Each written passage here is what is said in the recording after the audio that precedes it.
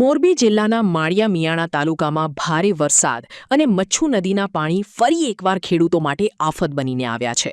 નદીના પૂરના પાણી ખેતરોમાં ઘૂસી જતા કપાસ, તલ અને મગફળી સહિતનો ઊભો પાક તબાહ થઈ ગયો છે। વીઘા દીઠ 7 થી 10 હજાર રૂપિયાનો ખર્ચ કર્યા બાદ દિવસો સુધી પાણી ભરાઈ રહેતા પાક સડી જવાની નોબત આવી છે, જેનાથી ખેડૂતોની આખા વર્ષની કમાણી પર પાણી ફરી વળ્યું છે। આ પરિસ્થિતિને પગલે ખેડૂતો અને સામાજિક કાર્યકરોએ તંત્ર સમક્ષ તાત્કાલિક નુકસાનીનો સર્વે કરી યોગ્ય વળતર ચૂકવવાની માંગ કરી છે। સાથોસાથ દર વખતે સર્જાતી પૂરની આ સમસ્યામાંથી કાયમી ઉકેલ માટે મચ્છુ નદીના પાણીનો દરિયામાં યોગ્ય નિકાલ થાય તેવી વ્યવસ્થા ગોઠવવાની પણ અપીલ કરવામાં આવી છે।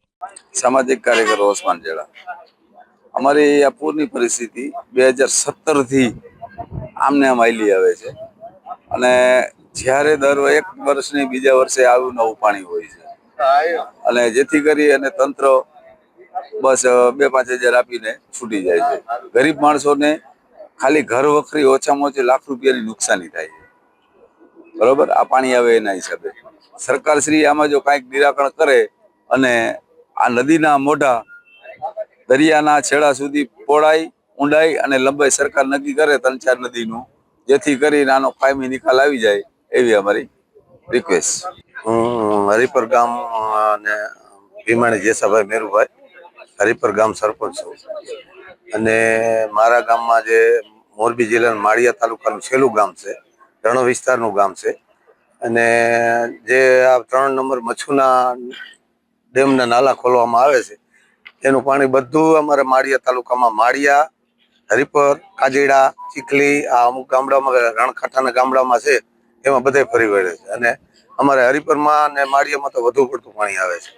બીજું કે હરિપરમાં જે કપાસ, તુવેર, મગફળી આ જે વાવેતર હતા એમાં પાણી ફરી વળતા પાકને સંપૂર્ણપણે નુકસાન આવેલું છે, થાય એમ જ નથી હવે। બીજું કે દરિયામાં જે બનાસકાંઠામાં જે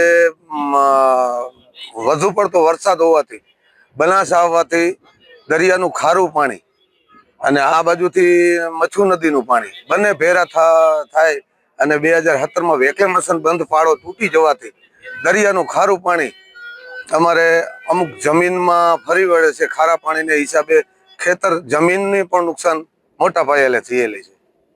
મારું નામ કાસમભાઈ સુમરા, અહીંયા સ્થાનિક માળિયા મિયાણાના જે દર વર્ષે અહીંયા પાણી આવી રહ્યું છે મચ્છુ નદીનું અને વ્યાપક અસર થઈ રહી છે અને કોઈના ઘર વખરી બગડી રહી છે। ક્યારે જ્યારે આ અમૂલ્ય તક છે અત્યારે તો આ પાક જે છે એ પણ બગડી રહ્યા છે। તો આનું સોલ્યુશન સહાય આપીને સરકાર છે એ દર વર્ષે સહાય આપે એનાથી એનું સોલ્યુશન નથી આવવાનું, પણ સોલ્યુશન લાવવું હોય તો આ સ્થાનિક અમે સરકારશ્રીનું ધ્યાન દોરવીએ છીએ, તંત્રનું અહીંયાના ધ્યાન દોરાવીએ છીએ કે આનું સોલ્યુશન લેવા માટે છેલ્લા 2017 થી સતત આ પરિસ્થિતિ ઊભી થઈ રહી છે। પણ 2017 પહેલા આ પરિસ્થિતિ નહોતી।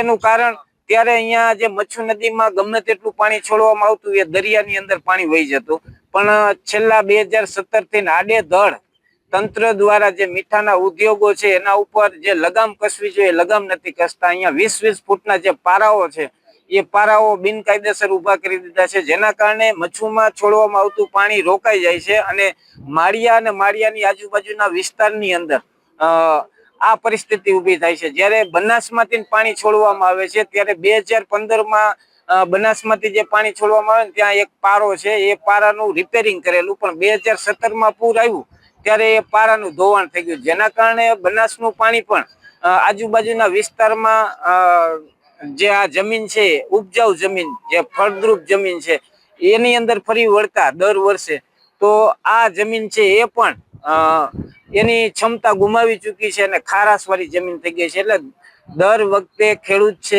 એ માળિયા તાલુકાનો પાયમાલ થતો જાય છે। એને ઊભો કરવો હોય તો સ્થાનિક લોકોને સાથે રાખી અને આ સમસ્યાનું નિરાકરણ કરે તો સ્થાનિક લોકો તંત્ર સાથે સરકાર સાથે રહી અને આ બધું જે નિરાકરણ લાવવા માટેની પ્રોસેસની અંદર સહકાર બનશે, સહકાર રૂપે એનો ભાગીદાર પણ બનવા તૈયાર છે, પણ સરકાર આ દિશામાં કામ કરે।